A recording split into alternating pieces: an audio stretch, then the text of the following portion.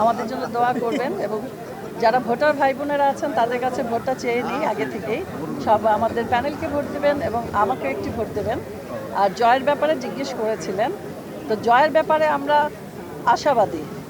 মুক্তি তো বললই 100 না হলেও 99, তাহলে 90%, আমি তো বলবো 91% আমরা আশাবাদী। তো সকলে দোয়া করবেন, যদি জয়ী হই আবার আপনাদের সাথে কথা বলবো, জয়ী না হলেও কথা বলবো। সবাইকে অনেক অনেক শুভেচ্ছা ও ভালোবাসা। প্রত্যাশা তো অবশ্যই ভালো করছি ইনশাআল্লাহ। প্রত্যাশা সবারই থাকে, দুই প্যানেলেরই আছে, আমাদেরও আছে। তো প্রত্যাশা নিয়েই এসেছি। তো ইনশাআল্লাহ আশা রাখি আল্লাহ এখন যদি আমাদেরকে জয়যুক্ত করে তাহলে তো আর কোন কথা নেই, কথা হবে আপনাদের সঙ্গে পরে, আবার অনেক কথাই হবে। স্যান্ডেলিনা সো, রূপচর্চায় আভিজাত্য। আপনারা অনেকেই অনেক প্রশ্ন করেছেন আমাদের সভাপতির কাছে, আমাদের রিনার কাছে, আমাদের মুক্তি মামুনের কাছে অনেক কথাই বলেছেন যে যে বিগত সময়ের যে আমরা অনেক বছর থেকে এই ইন্ডাস্ট্রিতে কাজ করছি, অনেক বছর থেকে। তো আমরা অনেকের এই শিল্পী সমিতিতে অনেককে দেখে এসেছি, রাজ্জাক সাহেব থেকে শুরু করে আহমদ শরীফ, মেজু আহমদ, কলি সাহেব, অনেকেই ছিলেন। তো এখন যুগ পাল্টিয়েছে, আমার মনে হয় সবার একটু ধারণাও পাল্টিয়েছে। এক একজনের মনে এক একটা। আপনারা বলবেন যে আপনারা যে জিতলে কি করবেন না করবেন। ভাই একটা কথা বলি, আগেই তো বলা যায় না জিতলে কি করব না করব। আমরা শিল্পী, এখানে এটা এফডিসি, এই এফডিসির দুইটা প্যানেলের শিল্পী, কিন্তু আমরা সকলেই একসঙ্গে থাকি। এই সমিতিতে বসি, গল্প করি, আবার যখন ফ্লোরে কাজ হয় একসঙ্গেই কাজ করি। কেউ আমাদের দুশ্মন না, কিন্তু আমরা সবাই ভাই বোন একসঙ্গে। এইটাই ইন্ডাস্ট্রির আমরা সব শিল্পীরা। তো আমি বলবো যারা আগে অনেক কিছু বলে গেছে, তারা কেন করেনি, তাদেরকে জিজ্ঞেস করেননি কেন? তারা যখন ছিল তখন তাদেরকে কেন আপনারা জিজ্ঞেস করেননি, আপনারা এটা কেন করেননি, এটা করব ওইটা করব কেন করেননি? তাদের ইচ্ছে হয়েছে, করেনি। তবে আমরা এইটুক আশা রাখি, কোন পর্যন্ত যেতে পারবো না পারবো এটা এখন বলবো না, বাকিটা পরে বলবো।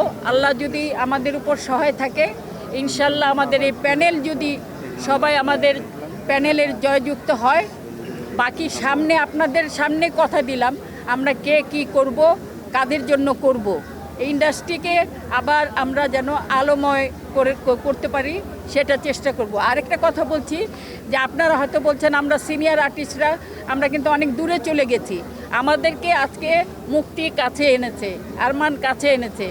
আমাদেরকে যদি আপনারা দূরে ফেলে দেন তাহলে সামনে যারা আসছে নতুন শিল্পীরা, নতুন যারা জেনারেশন আসবে, তাদেরকে শিক্ষা দিবে কে? কারা শিক্ষা দিবে? কারচুপির সম্ভাবনা থাকে, আপনি যেটা বলেছেন এটা ঠিক, যে বলবো না যে কারচুপির সম্ভাবনা থাকে না, কোনো নির্বাচনেই, সব নির্বাচনেই থাকে। তো কারচুপি আমরা হতে দেব না, সেটাকে রুখে দাঁড়াবো। কারচুপি যাতে না হতে পারে সেই ব্যবস্থা আমরা নেব। বিগত দিনে ভোটের সময় আমি প্রার্থী ছিলাম না, আমি তখন ভোটার ছিলাম। আর এখন যেহেতু আমি প্রার্থী, আমি দাঁড়িয়েছি, তা আমি এইটুকু বলতে পারি, আমি আপ্রাণ চেষ্টা করব আমার যারা আছে ভোটাররা, আমার সহশিল্পী, তাদের জন্য কিছু করার জন্য। তার জন্য যদি প্রধানমন্ত্রী পর্যন্ত যেতে হয় আমি সেখানেও যাব। হবে আমি কোনো কিছুকে ভয় পাই না, উপরে আল্লাহ ছাড়া। আমার ভালোবাসা দিয়ে তাদের কাছে যাব। আমি চাই আমার যারা আছে ভাই বোন, আমার আশেপাশে আমার সহশিল্পী, তারা আমাকে অনেক ভালোবাসে। আমি জীবনে যে কথা বলি প্রত্যেকটা ভোটার জানে, আমি সেটা পালন করার চেষ্টা করি।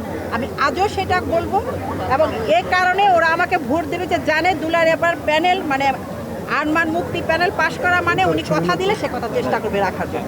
এখন যে নির্বাচনের পরিবেশ, সেটা আজ থেকে 8-10 বছর আগে আমাদের যে পরিবেশ ছিল সেই পরিবেশ, কিন্তু মাঝখানে 5-7-10টা বছর ওটা কোনো নির্বাচনের পরিবেশ ছিল না, ওটা পুরাপুরি রক্ত।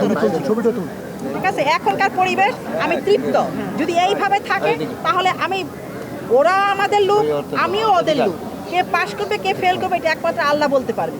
কিন্তু এখন আমি আশাবাদী যে আমার প্যানেল, আমার মুক্তির প্যানেল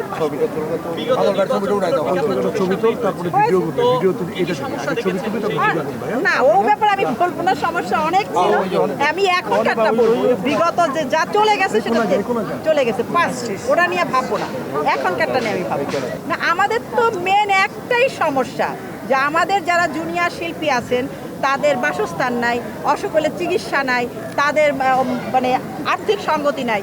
তো আমরা যদি পাশ করি আমরা চেষ্টা করব তাদের জন্য কিছু করার জন্য। এইটাই তো মেন, তো এইটা আমাদের আমরা আমাদের সমিতিটাকে উন্নত করব।